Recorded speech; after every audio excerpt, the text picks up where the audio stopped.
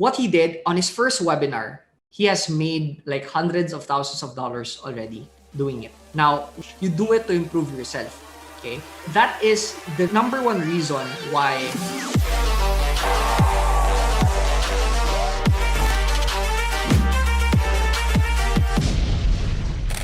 Hey Tycoons, this is Fibo Lim, your partner in internet marketing. In this channel, we publish weekly content that will help you grow your business online. So if you're new here, consider subscribing. Don't forget to ring the bell button so that every time we publish new videos, you are gonna get notified. Hey, before you begin, I want to invite you to my free training where I'm going to walk you through how you can implement everything that you're going to learn on this video. Go ahead and visit this link, fibolim.com/class, to register for this free masterclass. Let's now begin.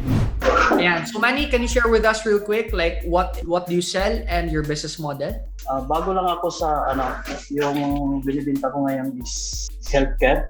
Yeah. So, tanong ko lang po, coach, tungkol sa pag set up ng ads po. 'Di ba alam mo yung iOS 14 nata 'yan.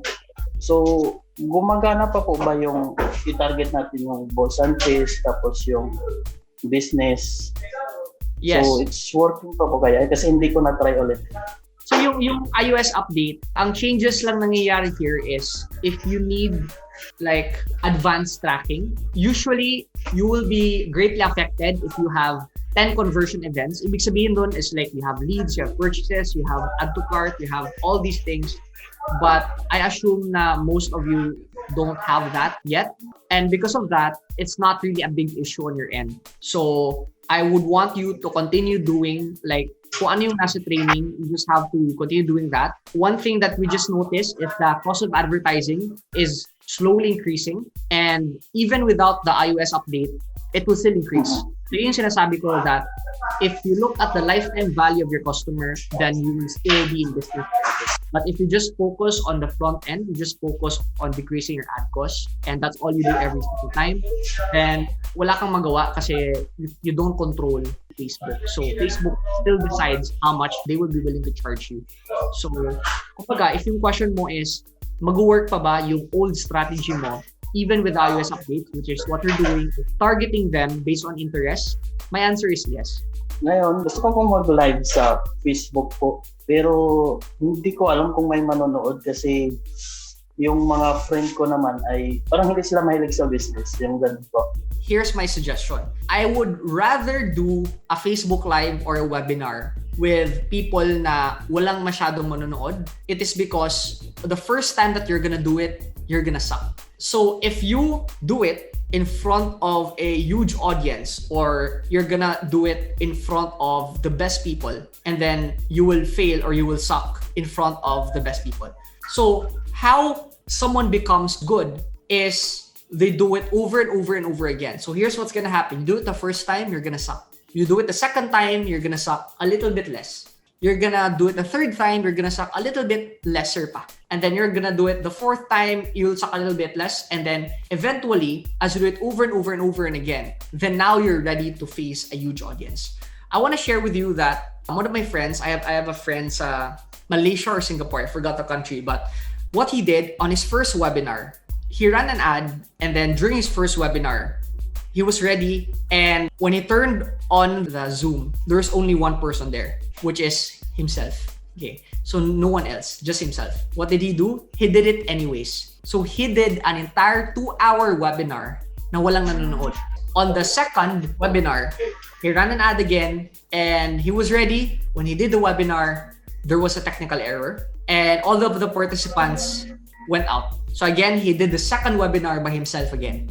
Fast forward, he has already done more than 100 webinars and he has made like hundreds of thousands of dollars already doing it. Now, why am I sharing this? It is because if he did not do the webinar na kahit walang tao, he wouldn't have moved forward. Mangyayari niyan is you will say na I won't do the webinar na lang dahil there's no participants. And because of that, you end up not progressing.